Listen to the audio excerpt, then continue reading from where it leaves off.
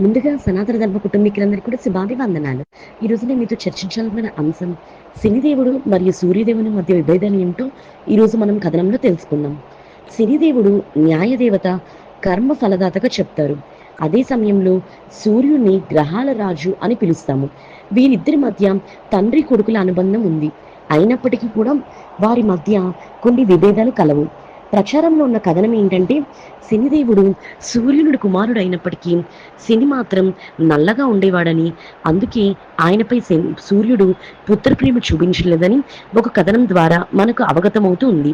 అలాగే సూర్యదేవుని భార్య ఆయన యొక్క తేజస్సును సహించలేకపోయింది.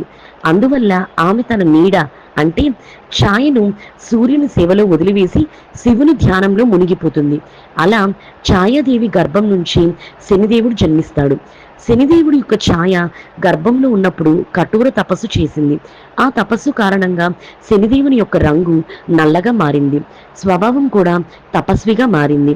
సూర్యదేవుడు తన కుమారుణ్ణి చూసినప్పుడు ఆయన శనిదేవుడు తన కుమారుడు కాదని అవమానిస్తాడు. తల్లిని అవమానించిన తండ్రిపై కోపంతో ఊగిపోతాడు శని.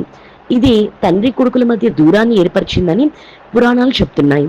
ఆ తర్వాత సూర్య భగవానుడు తన తప్పు తెలుసుకొని ఛాయాదేవిని క్షమించమని అడిగి పుత్రుడిపై ప్రేమ చూపించసాగాడు. ఏళ్ళనాటి శని ఉన్న సమయంలో మనిషి యొక్క జీవితకాలం చాలా పరీక్ష కాలంగా నడుస్తుంది.